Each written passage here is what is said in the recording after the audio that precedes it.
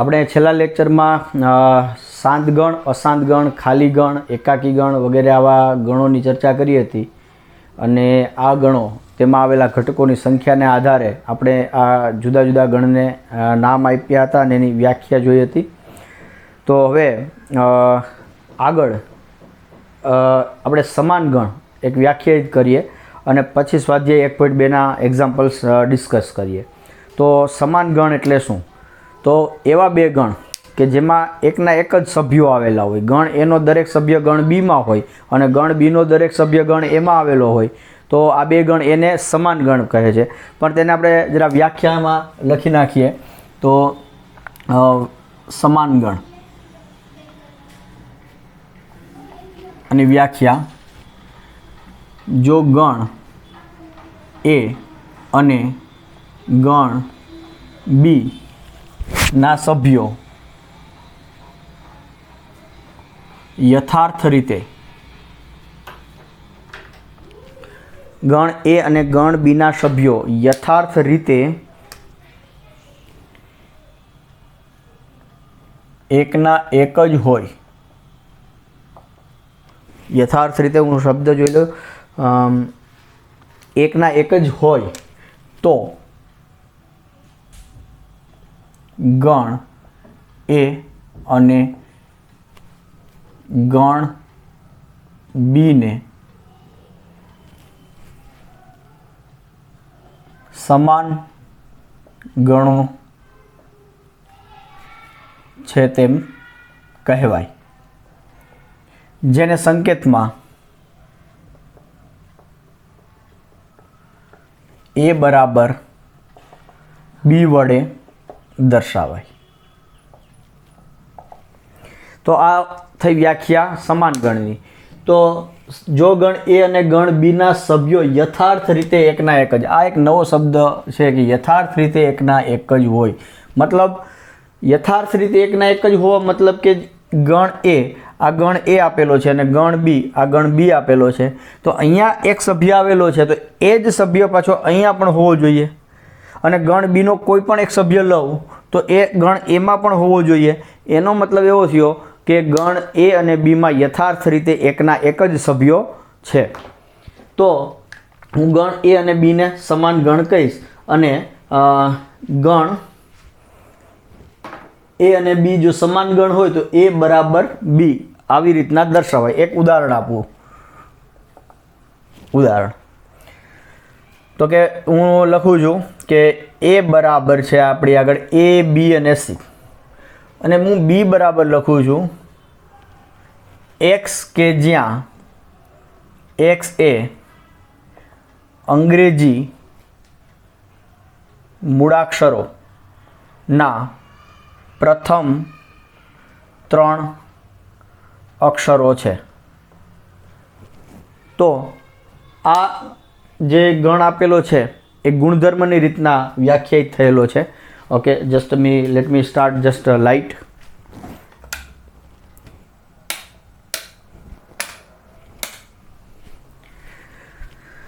અહીં ગણ બી એ ગુણધર્મની રીતે લખેલો છે, પણ જો હવે આ ગણ બીને તમે યાદીની રીતે લખો તો આ ABC જ થશે. હવે હું ગણ સી લઉં છું. સી બરાબર દાખલા તરીકે આવું લઉં છું બી એ અને સી, ડી એ અને સી. તો એ અને સીને જોશો તમે તો શું થાય છે કે બી અહીંયા છે, બી અહીંયા પણ છે, એ અહીં છે, એ અહીંયા પણ છે અને સી અહીંયા છે, સી અહીંયા છે. બંનેમાં 3 ઘટકો છે. આ ક્રમ અલગ છે પણ આમ જોવા જાવ તો ઘટકો એના એ જ છે. એટલે આ ગણ એ અને સી શું થયા? એ અને સી સમાન ગણો છે. એવી રીતના એ અને બી પણ સમાન ગણો છે. તેથી બી અને સી પણ સમાન ગણો જ થયા. તો સમાન ગણો હોવા એટલે કે ગણ એનો પ્રત્યેક ઘટક ગણ બીમાં હોય અને ગણ બીનો પ્રત્યેક ઘટક ગણ એમાં હોય તો ગણ એ અને બીને સમાન ગણો કહે છે. તો આના આપણે વધારે એક્ઝામ્પલ્સમાં જોઈશું સમાન ગણોના ઉદાહરણો. તો હવે આપણે શરૂ કરીએ સ્વાધ્યાય 1.2ના ઉદાહરણો.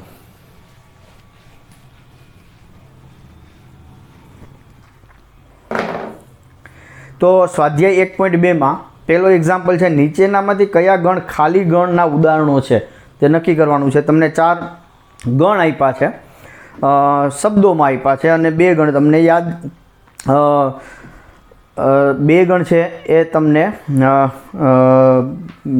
યાદીની રીતે નહીં પણ બીજી રીતે એટલે કે આપણી વ્યાખ્યાની રીતે આપેલા છે. તો આ ચારમાંથી કયો ગણ ખાલી ગણ છે અને કયો ગણ ખાલી ગણ નથી એ તમારે નક્કી કરવાનું છે. તો પહેલો એક્ઝામ્પલ છે, 2 વડે વિભાજ્ય અયુગ્મ પ્રાકૃતિક સંખ્યાઓનો ગણ. હવે હું અહીંયા એને નામ નથી આપ્યા, આપણે નામ આપી દઈએ. તો અહીંયા ધારો કે હું કહું કે એ બરાબર છે 2 વડે વિભાજ્ય પ્રાકૃતિક, 2 વડે વિભાજ્ય અયુગ્મ પ્રાકૃતિક સંખ્યાઓનો ગણ. અયુગ્મ પ્રાકૃતિક સંખ્યાઓનો ગણ. તો શું કહી શકાય? હવે અહીંયા પ્રાકૃતિક સંખ્યાઓનો ગણની વાત થાય છે, તો પ્રાકૃતિક સંખ્યાઓમાં કોણ આવશે? 1 2 3 4 5. હવે મારે કેવી જોઈએ છે? અયુગ્મ. અયુગ્મ એટલે કોણ થઈ ગઈ? 1 3. અયુગ્મ કઈ થશે? 1 3 5 7 એન્ડ સોન વગેરે. હવે એમાં એ પાછી કેવી હોવી જોઈએ? 2 વડે વિભાજ્ય હોવી જોઈએ. એટલે 2 વડે ભાગો એટલે શેષ શૂન્ય વધવી જોઈએ. તો આપણને ખબર છે કે અયુગ્મ સંખ્યાને જો તમે 2 વડે ભાગો તો શેષ શૂન્ય ના વધે, શેષ 1 વધે. એટલે કે કોઈ પણ અયુગ્મ પ્રાકૃતિક સંખ્યા 2 વડે વિભાજ્ય ન હોય. એટલે કે એ 2 વડે વિભાજ્ય હોય અને અયુગ્મ પણ હોય એવી શરતનું સમાધાન કરે એવું એક પણ ઘટક મળે નહીં. મતલબ કે આ ગણ એમાં એક પણ ઘટક આવે નહીં. તો આ શું થશે? તો કે અહીં આપેલ ગણ એ ખાલી ગણ છે. તેથી એ બરાબર શું થયું? સંકેતમાં લખો તો એ બરાબર ખાલી ગણ થયો. તો આપેલ ગણ એ ખાલી ગણ થયો. હવે બીજું,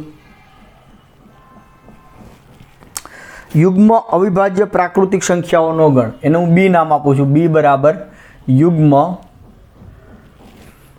યુગ્મ અવિભાજ્ય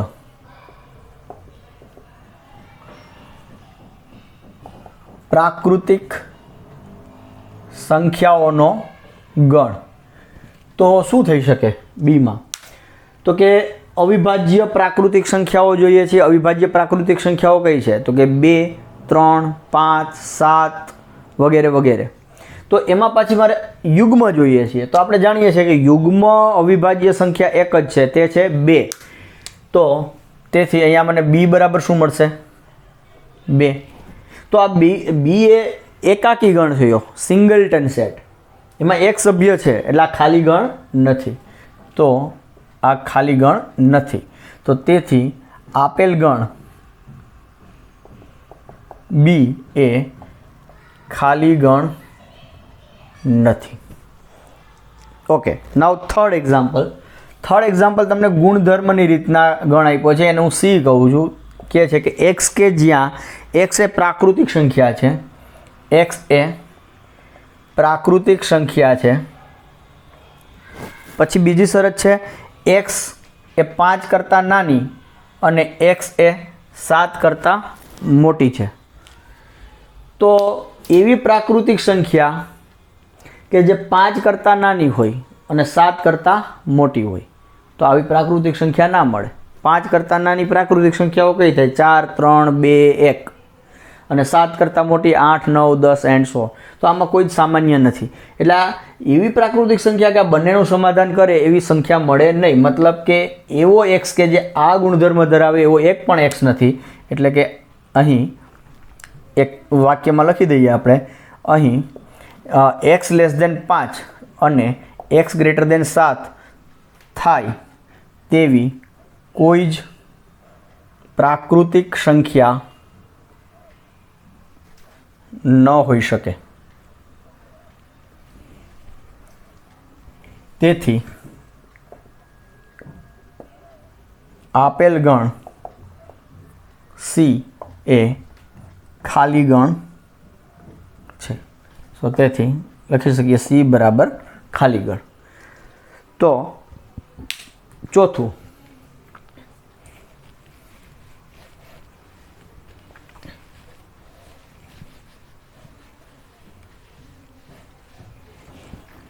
ચોથો એક્ઝામ્પલ આપ્યો છે, એને આપણે ડી ગણ કહી દઈએ. ડી બરાબર એક્સ કે જ્યાં સોરી વાય વાપરો છે, વાય કહી દો. વાય કે જ્યાં વાય એ બે ભિન્ન સમાંતર રેખાઓનું છે સામાન્ય બિંદુ છે. વાય કે જ્યાં વાય એ બે ભિન્ન સમાંતર રેખાઓનું સામાન્ય બિંદુ છે. તો વાય શું છે? વાય એ કંઈક સામાન્ય બિંદુ છે. કોનું? તો કે સમાંતર રેખાઓ. પણ સમાંતર રેખાઓ કેવી? ભિન્ન. એનો મતલબ શું થયો કે જો તમે હું અહીંયા આકૃતિ દોરીને સમજાવું કે જો તમે બે સમાંતર રેખાઓ લો અને બંને કેવી લેવાની છે? ભિન્ન, એટલે કે અલગ અલગ. તો આ એક સમાંતર રેખા છે, સોરી આ એક રેખા છે. હવે આ રેખાને એલ કહી દઉં છું. હવે બીજી કોઈ રેખા એમ વિચારું કે જે આ એલને સમાંતર હોય, અથવા કોઈ એન વિચારું કે જે એલને સમાંતર છે, ઉપર છે. તો આવી તો અસંખ્ય રેખાઓ મળશે એલને સમાંતર હોય એવી તમે કોઈ પણ બે સમાંતર રેખા પસંદ કરો તો એમનું છેદબિંદુ શું થાય? સામાન્ય બિંદુ. સામાન્ય બિંદુ મતલબ કે છેદબિંદુ. જો એનું કોઈ છેદબિંદુ મળે તો એને સમાંતર ના કહેવાય, અને ભિન્ન સમાંતર બની શકે. હા, એલ અને એન સમાન જ હોય તો કદાચ આ એલ અને એન એની એજ છે તો એ બંને એકબીજાને સમાંતર ગણી શકાય, પણ તો ભિન્ન ના કહેવાય. તો જો તમે બે ભિન્ન સમાંતર રેખા રહો તો એ એકબીજાને ક્યારેય છેદે નહીં, એટલે કે એમનું સામાન્ય બિંદુ ન મળે. એટલે કે મને એવું બિંદુ કે જે બે ભિન્ન સમાંતર રેખાઓનું સામાન્ય બિંદુ હોય એવું એક પણ બિંદુ મળશે નહીં. એટલે કે આપેલ ગણ એ ખાલી ગણ છે. તો બે ભિન્ન સમાંતર રેખાઓ ક્યારેય એકબીજાને છેદે નહીં. તેથી આપેલ ગણ ડી એ ખાલી ગણ છે. તેથી ડી બરાબર થયું ખાલી ગણ. તો આમ અહીંયા આપણને 4 એક્ઝામ્પલ આપ્યા હતા કે જેમાં 2 એક્ઝામ્પલ્સ તમને ગુણધર્મના રીતે ગણ આપ્યા હતા અને 2 તમને શબ્દોમાં એટલે કે વાક્યમાં કહેતા હતા. તો કયો ગણ એ ખાલી ગણ છે અને કયો ગણ ખાલી ગણ નથી એ આપણે આવી રીતના નક્કી કરીએ છીએ. હવે બીજું એક્ઝામ્પલ છે, નીચેનામાંથી કયા ગણ શાંત ગણ અને કયા ગણ અનંત ગણ છે એ નક્કી કરવાનું છે. બહુ સિમ્પલ એક્સરસાઇઝ થઈ. હવે શાંત ગણ અને અનંત ગણની વ્યાખ્યા જરા રિકોલ કરી લઈએ. જો કોઈ ગણ ખાલી ગણ હોય અથવા ગણમાં આવેલા ઘટકોની સંખ્યા એ નિશ્ચિત ધન પૂર્ણાંક દર્શાવે તો આવા ગણને આપણે શાંત ગણ કહેતા હતા, અને જે શાંત ગણ ન હોય તેવા ગણને અનંત ગણ કહેતા હતા. તો હવે આ વ્યાખ્યાને આધારે આપણે નક્કી કરી શકીએ કે કયો ગણ એ શાંત ગણ છે અને કયો ગણ એ અનંત ગણ છે. તો પહેલો એક્ઝામ્પલ જોઈએ, એક્ઝામ્પલ નંબર 2 કે નીચે પૈકી કયા ગણ શાંત ગણ છે અને અનંત ગણ છે નક્કી કરવાનું છે. એમાં પહેલો છે, એમાં પણ ફરીથી ગણના નામ નથી આપ્યા. આપણે કહીએ છીએ એ બરાબર વર્ષના મહિનાઓનો ગણ. વર્ષના મહિનાઓનો ગણ. તો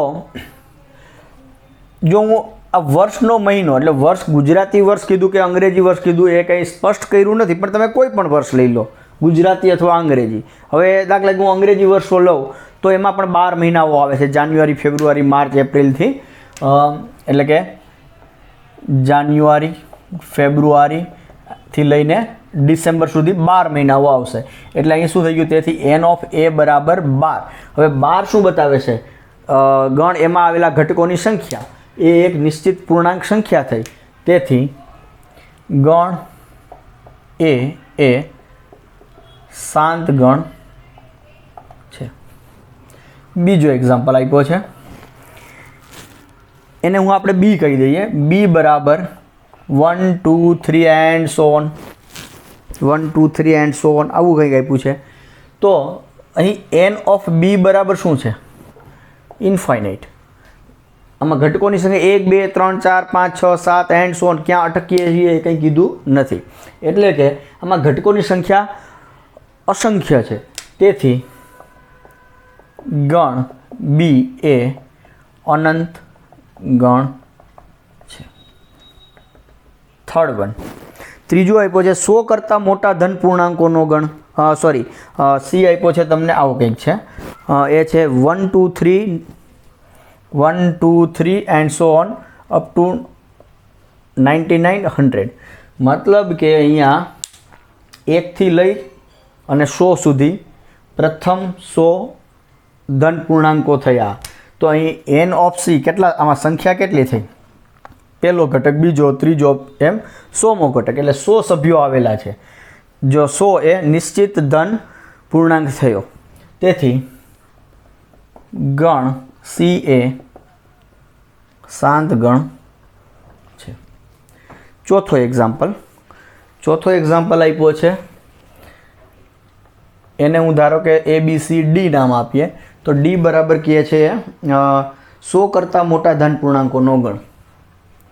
100 કરતાં મોટા ધન પૂર્ણાંકોનો ગણ. એટલે કે હું આને જો લખું તો આ શું થઈ ગયું? 100 કરતાં મોટા, એટલે 100 લેવાના નહીં છે. 101, 102, 103 એન્ડ સો ઓન. તમે આગળ જતા જ જશો તો બધા જ 100 કરતાં મોટા આવે છે, ક્યાંય અટકતો નથી. તો અહીંયા હું જો એન ઓફ ડીની વાત કરું કે ડીમાં કેટલા સભ્યો આવ્યા? 1 2 3 4 5 6 7 અનંત સભ્યો છે. એનો મતલબ કે ડી ઓફ ડી એટલે ઇન્ફાઇનાઇટ. તેથી ગણ ડી એ અનંત ગણ છે. પાંચમો એક્ઝામ્પલ જોઈએ. પાંચમો આપ્યો છે 99 કરતાં નાની અવિભાજ્ય સંખ્યાઓનો ગણ. એને ઈ કહી દઈએ. 99 કરતાં નાની અવિભાજ્ય સંખ્યાઓનો ગણ. એટલે કે એફ બરાબર 99 કરતાં નાની અવિભાજ્ય સંખ્યાઓ. તો 2 પ્રથમ આવશે, 2 પછી આવશે 3 5 7 11 એન્ડ સો ઓન. એમ છેલ્લી આવશે તમારે 97. 98 વિભાજ્ય છે અને 99 પણ વિભાજ્ય થઈ, અને 99 કરતાં તો નાની જોઈએ છીએ, તો up to 97.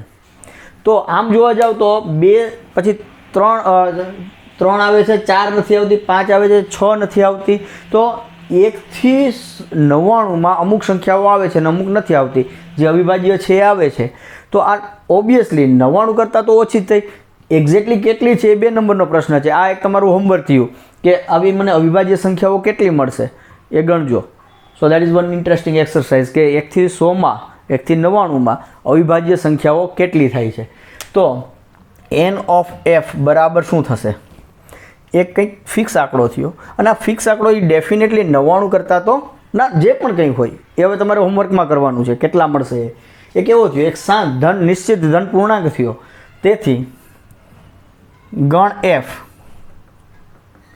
A it is strictly less than 99. In fact 99 એ એક હું ચલો જવાબ નથી જ આપતો, એક્ઝેક્ટલી કેટલી થશે એ હોમવર્કમાં કરજો. એ ઘણો નાનો આંકડો થાય છે એઝ કમ્પેર ટુ 99. તો ગણ એફ એ શાંત ગણ છે. તો આમ આપેલા ગણોમાંથી આપણને ગણ એ શાંત ગણ મળ્યો, ગણ બી અનંત ગણ છે, ગણ સી શાંત ગણ છે, ગણ ડી અનંત ગણ છે, અને ગણ એફ એ શાંત ગણ છે. તો આ હતો તમારો એક્ઝામ્પલ નંબર 2. હવે નેક્સ્ટ એક્ઝામ્પલ નંબર 3માં એવું કહે છે કે નીચેના ગણોમાંથી કયા ગણ શાંત અને કયા ગણ અનંત છે તે શોધો. અચ્છા, તો આપણે એ જ પ્રશ્ન થયો, પણ થર્ડ એક્ઝામ્પલ આપ્યો છે. So let us see example number 3માં પણ એ જ વસ્તુ કરવાની છે. કયા ગણ શાંત ગણ છે અને કયા ગણ અનંત ગણ છે એની ચર્ચા કરવાની છે.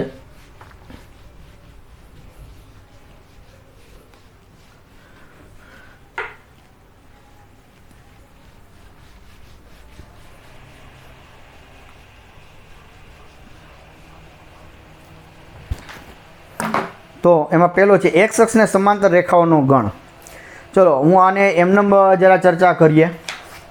એક્સ અક્ષને સમાંતર રેખાઓનો ગણ પહેલો આપ્યો છે એ બરાબર એક્સ અક્ષને સમાંતર રેખાઓનો ગણ. તો હવે આ તમારે એક્સ અક્ષ છે અને આ વાય અક્ષ છે. તો એક્સ અક્ષને સમાંતર રેખાઓ કેટલી મળશે? અસંખ્ય સમાંતર રેખાઓ મળશે. તમે એવું વિચારી શકો કે આ વાય અક્ષ ઉપર જેટલા બિંદુઓ છે એ બધા જ બિંદુઓમાંથી પસાર થતી એક એક એક એક રેખા વિચારો તો એટલી તમને સમાંતર રેખાઓ મળે. રાઈટ. તો વાય અક્ષ પર કેટલા બિંદુઓ થાય? અસંખ્ય બિંદુઓ. એનો મતલબ કે એને તમે નિશ્ચિત ધન પૂર્ણાંકથી દર્શાવી ના શકો કે આટલા જ 25 બિંદુઓ છે, 50,000 બિંદુઓ છે કે 5 કરોડ બિંદુઓ છે. ના, એ તો અસંખ્ય બિંદુઓ છે. એટલે તમને અસંખ્ય રેખાઓ મળશે કે જે એક્સ અક્ષને સમાંતર હોય. તો આ આપેલ ગણ એ શું થયો? તો કે આપેલ ગણ એ અનંત ગણ છે. સેકન્ડ, બી બરાબર તમને આપ્યો છે અંગ્રેજી મૂળાક્ષરોનો ગણ. અંગ્રેજી મૂળાક્ષરોનો ગણ. તો શું થાય? આ બી બરાબર અંગ્રેજી મૂળાક્ષરો એટલે કે A, B, C, D and so on, X, Y અને ઝેડ. આ અંગ્રેજી મૂળાક્ષરો થયા. તો આપણને ખબર છે કે કુલ કેટલા અંગ્રેજી મૂળાક્ષરો છે? 26. તેથી ગણ બી એ શાંત ગણ છે. થર્ડ આપ્યો છે 5ની ગુણિત સંખ્યાઓનો ગણ. સી બરાબર 5ની ગુણિત સંખ્યાઓનો ગણ. 5ની ગુણિત એટલે શું થઈ શકે? તો કે એ કેવા પ્રકારની હોય? 5n પ્રકારની. તો તમે જો 0ને 5થી ગુણો તો તમને 0 મળશે. 1ને 5થી ગુણો તો 5, 5 2 10, 5 તેરી 15 એન્ડ સો ઓન. અને -1થી ગુણશો તો -5, -10 એન્ડ સો ઓન. તો આ 5થી ગુણિત સંખ્યાઓનો ગણ શું મેળવો? 5ની ગુણિત સંખ્યાઓનો ગણ. તો કે એમાં પણ અનંત ઘટકો આવેલા છે, અસંખ્ય ઘટકો આવેલા છે. તેથી ગણ સી એ અનંત ગણ છે. હવે નેક્સ્ટ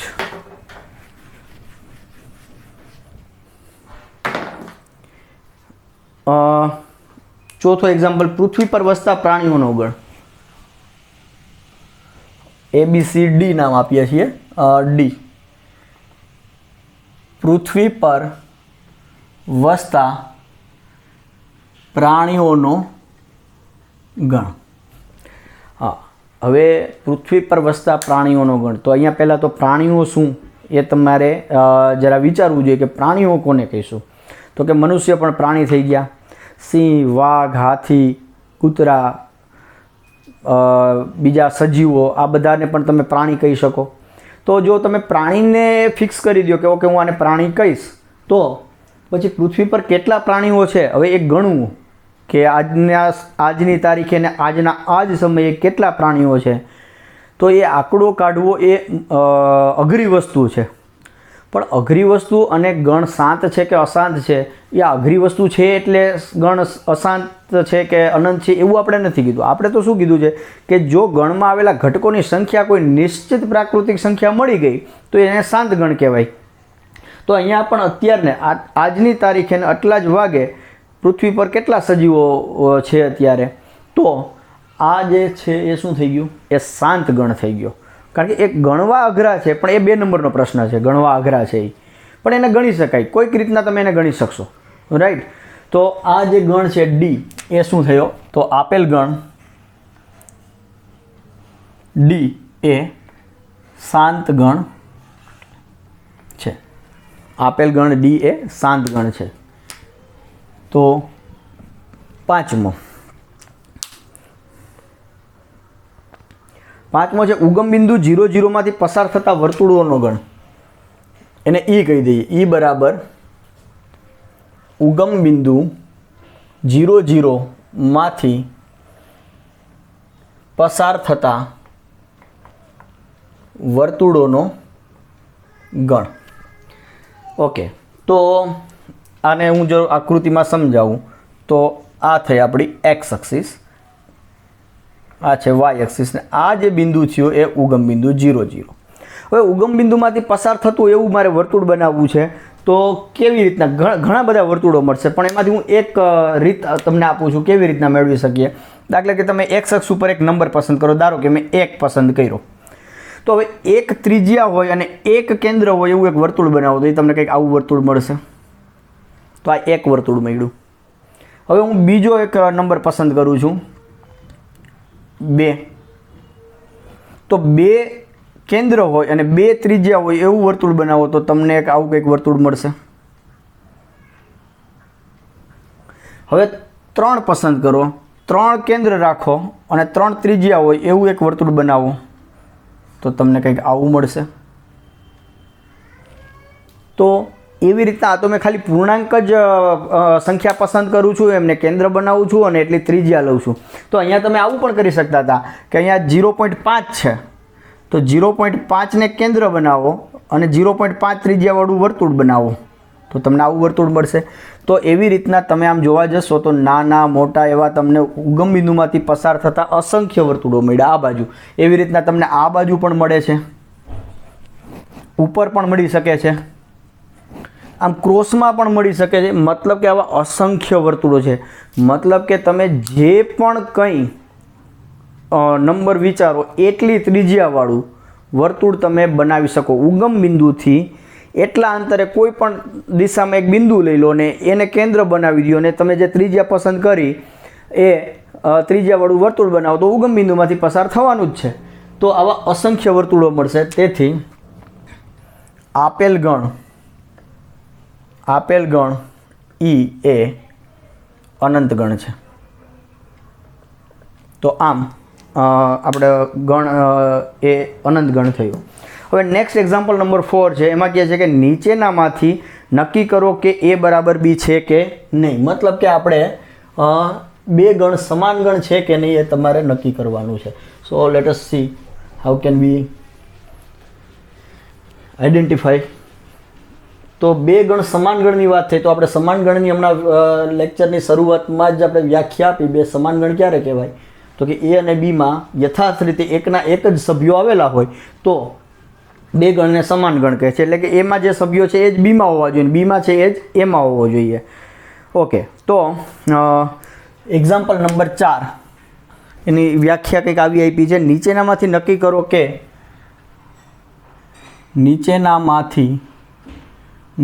કરો કે એ બરાબર બી છે કે નહીં.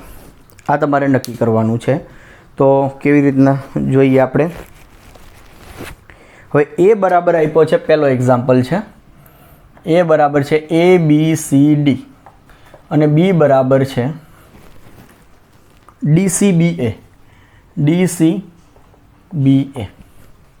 તો એ ગણમાં જુઓ એ છે, બી ગણમાં પણ એ છે, બી છે, અહીંયા પણ છે, અહીંયા સી છે, અહીંયા પણ છે, ડી છે, અહીંયા પણ છે.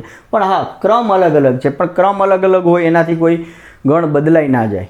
તો એ અને બીમાં જોવા જઈએ તો યથાર્થ રીતે એકના એક જ સભ્યો છે. એનો દરેક સભ્ય બીમાં છે અને બીનો દરેક સભ્ય એમાં છે.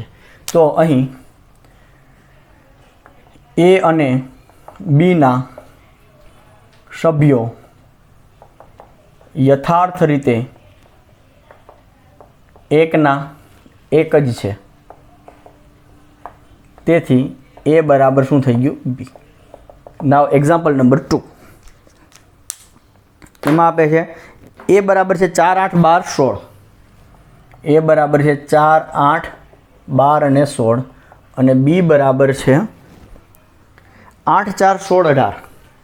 8, 4, 16 અને 18. તો જુઓ 4 છે, 8 છે, 12 નથી અહીંયા. એનો મતલબ શું થયો? આ 16 પણ નથી, 16 છે, સોરી 16 છે. તો 12 અહીંયા છે પણ અહીંયા નથી અને 18 અહીંયા છે પણ અહીંયા નથી. એ અને બીમાં સભ્યોની સંખ્યા 4, 4 છે, પણ સભ્યોની સંખ્યા સરખી હોવાથી ગણ સમાન ના થઈ જાય. સભ્યોની સંખ્યા તો સરખી હોવી જોઈએ, પણ સાથે સાથે તમારે ઘટકો પણ સમાન હોવા જોઈએ.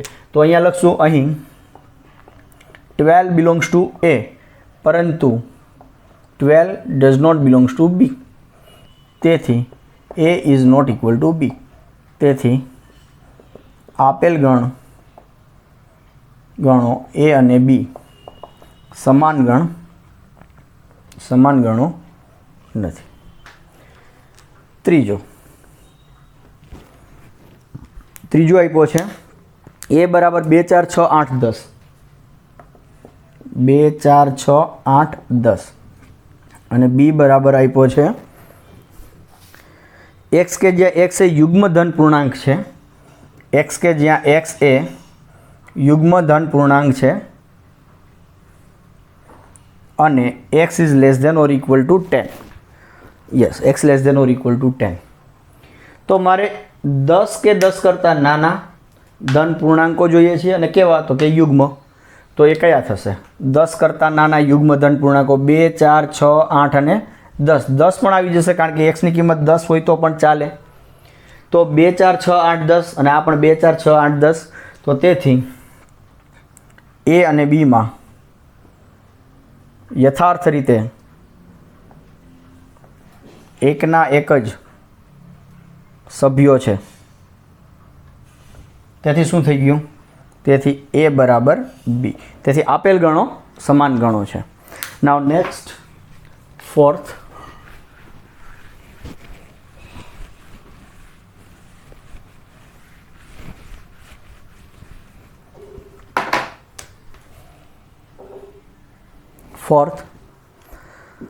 એ બરાબર એક્સ કે જ્યાં એક્સ એ 10નો ગુણિત છે.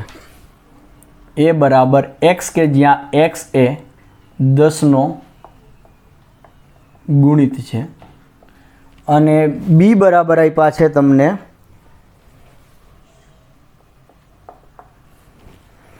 10 15 20 25. 10 15 20 25 એન્ડ સો ઓન. 25 પછી 30 એન્ડ સો ઓન.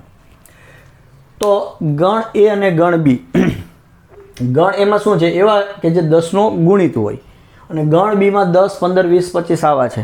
તો અહીંયા હું જોઈ શકું છું કે 15 એ 10નો ગુણિત નથી. તો 15 એ બીમાં છે પણ 15 એ એમાં છે નહીં, કારણ કે 15 એ 10નો ગુણિત નથી એટલે એમાં નહીં આવે. તો સ્પષ્ટ છે કે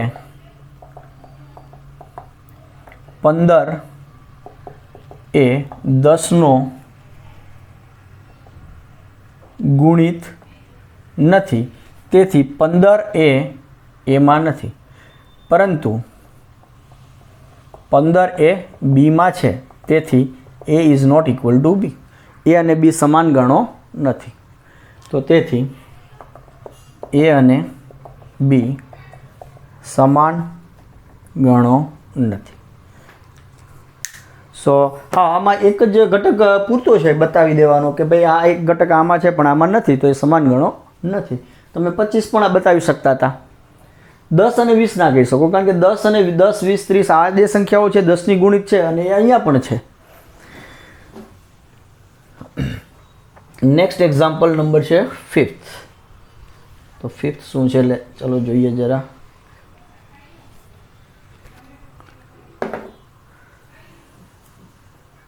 સોરી, 5th નથી, 4 જ એક્ઝામ્પલ. ચોથા એક્ઝામ્પલમાં 4 જ એક્ઝામ્પલ હતા. 5મો જોઈએ. નીચે આપેલી જોડીઓના ગણ સમાન છે, કારણ આપો. હવે તમને બે ગણની જોડી આપી છે આની જેમ જ. તો એ છે એક્ઝામ્પલ નંબર 5. તો નીચે આપેલા ગણોની જોડીમાં સમાન છે કે નહીં એ નક્કી કરવાનું છે. એટલે કે આ જ વસ્તુ કરવાની થાય કે બે ગણ આપ્યા છે, સમાન છે કે નહીં, પણ કારણ આપો. તો જોઈએ.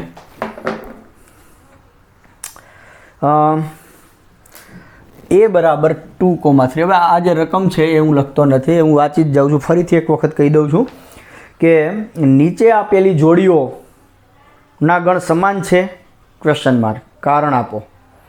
તો એ બરાબર આપ્યો છે 2,3 અને બી બરાબર આપે છે તમને એક્સ કે જ્યાં x A x² plus 5x plus 6 equal to 0 નો ઉકેલ છે. નો ઉકેલ છે. તો આ બે ગણ આપ્યા છે. ગણ એમાં 2 અને 3 છે અને બીમાં આ સભ્યો આપ્યા છે. તો હવે આ સમીકરણનો ઉકેલ હોય એવા x, તો મતલબ કે તમે આ સમીકરણનો ઉકેલ શોધી કાઢો. તો x square plus 5x plus 6 બરાબર 0. તો આના હું અવયવ પાડું તો શું મળશે? 6ના એવા અવયવ સરવાળો કરતાં 5 મળે.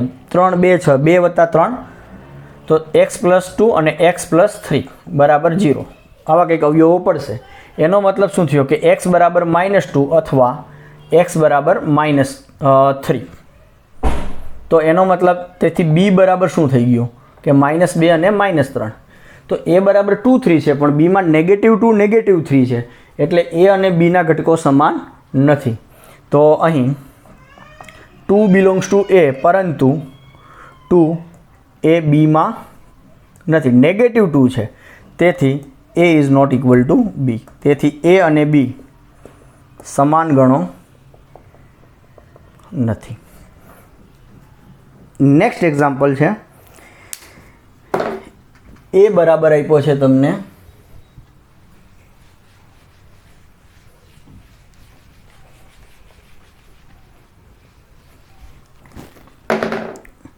x કે જ્યાં x એ ફોલો શબ્દનો મૂળાક્ષર છે. x કે જ્યાં x એ FOLLOW ફોલો શબ્દનો મૂળાક્ષર છે. અને b બરાબર આપ્યો છે x કે જ્યાં x એ WOLF વુલ્ફ, સોરી x ને બદલે y વાપર્યો છે.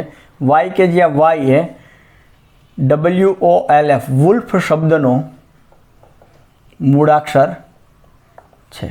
તો ચલો આ બંને ગણ શોધી નાખો. શું થશે?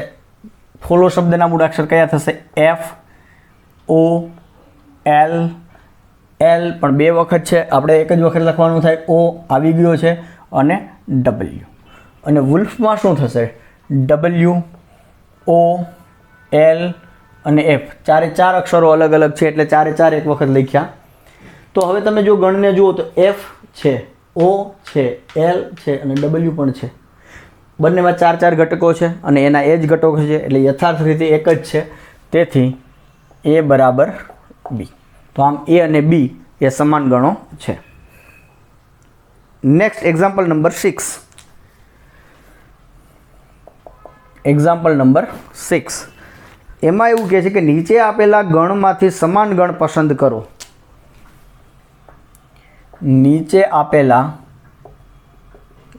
ગણોમાંથી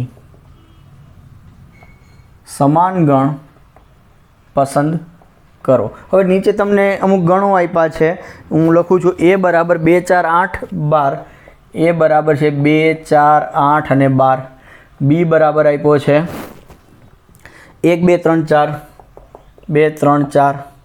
c બરાબર આપ્યો છે 4 8 12 4 8 12 14 અને d બરાબર આપે છે 3 1 4 2 3 1 4 2. e બરાબર આપ્યો છે -1 + 1. f બરાબર આપ્યો છે 0, a. g બરાબર છે 1, -1 અને h બરાબર છે 0, 1. તો 1 2 3 4 5 6 7 8 ગણ આપ્યા છે. આ ગણમાંથી સમાન ગણો કયા છે નક્કી કરવાના છે. So it is very simple. કયા ગણો સમાન દેખાશે તમને? એક તો -1 1 અને 1 -1 ક્રમ અલગ અલગ છે એટલે આ બંને ગણ સમાન છે એવું કહી શકાય. પછી બીજા કયા ગણ સમાન છે? અહીંયા 0a છે અને અહીંયા 0 1 છે તો 1 બંનેમાં અલગ છે એટલે આ બંને સમાન નથી. 1 2 3 4 ક્રમ અલગ અલગ છે. 3 1 4 2 અને 1 2 3 4 એટલે b અને d સમાન છે એવું કહી શકાય. 4 8 12 14 4 8 12 અને 4 છે. હું જરા ચેક કરી લઉં 4 જ છે કે યસ ઇટ ઇઝ 4. તો અહીંયા 14 અને 4 આ બંને અલગ અલગ પડે છે, નહીંતર આ બંને સમાન થઈ જાય. 4 8 અને 12 આ ત્રણેય સરખા ઘટકો છે પણ 4 અને 14 અલગ છે એટલે આ બંને અલગ થયા. તો બે ગણને સમાન થવું હોય તો પહેલાં તેમાં સભ્યોની સંખ્યા સરખી થવી જોઈએ. ક્યારે h અને a ક્યારેય સમાન ના થાય કારણ કે આમાં તો 2 જ ઘટકો છે અને આમાં 4 ઘટકો છે. એટલે 2 ઘટકવાળા મારી આગળ 4 ગણ છે તો 4 માંથી આ 2 સરખા છે અને 4 ઘટકવાળા મારી આગળ આ 4 ગણ છે તો એમાંથી b અને d સરખા છે. તો આપેલા ગણો પૈકી એ બરાબર ડી અને ઈ બરાબર જી થશે. એટલે એ અને ડી સમાન ગણ છે, ઈ અને જી સમાન ગણ છે, બાકીના બધા ગણો અલગ અલગ ગણો છે. તો આમ અહીં તમારે સ્વાધ્યાય 1.2ના બધા જ એક્ઝામ્પલ્સ પૂરા થાય છે. હવે સ્વાધ્યાય 1.2ની આગળ ઉદાહરણ 8 સુધી આપ્યા છે. ઉદાહરણ 7, 8 અને ઉદાહરણ 6 પણ છે, 6, 7, 8. તો આ બધા જ ઉદાહરણો આના જેવા જ છે. ઉદાહરણ 6માં નીચેના ગણોમાંથી કયા શાંત અને કયા અનંત ગણ છે તે નક્કી કરો, જે આપણે આગળ સ્વાધ્યાય 1.2માં પહેલો અને બીજો એક્ઝામ્પલ છે એ કર્યો એમના જેવો જ છે. ઉદાહરણ 7માં સમાન ગણોની જોડી શોધો, તમારા ઉત્તર માટે કારણ આપો, જે આપણે હમણાં છેલ્લા 2-3 એક્ઝામ્પલ્સ કર્યા કે કયા ગણો સમાન ગણ છે કે નહીં, એ જ પ્રમાણેનો થયો. અને ઉદાહરણ 8 છે નીચેનામાંથી કઈ જોડીના ગણ સમાન છે, તમારા જવાબની યથાર્થતા ચકાસો. તો એમાં પણ 2 એક્ઝામ્પલ આપ્યા છે તમારે, અને તમારે પહેલાં ગણ શોધવા પડશે અને પછી નક્કી કરવાનું થશે કે આ 2 ગણ સમાન છે કે નહીં. તો અગેઇન એ પણ આપણે હમણાં જે કર્યો છે એમના જેવો જ છે. તો એ તમે જાતે કરી શકો એવા એક્ઝામ્પલ્સ છે અને તમારે જાતે કરવાના છે. તો નેક્સ્ટ લેક્ચરમાં આપણે નેક્સ્ટ ટોપિક ગણમાં ઉપગણ અને આરમાં જે તમે અંતરાલ શીખો છો, અંતરાલ, ઓપન ઇન્ટરવલ, સંવૃત અંતરાલ, વિવૃત અંતરાલ, સંવૃત વિવૃત, વિવૃત સંવૃત, તો આ પણ એક જાતના ગણ જ છે.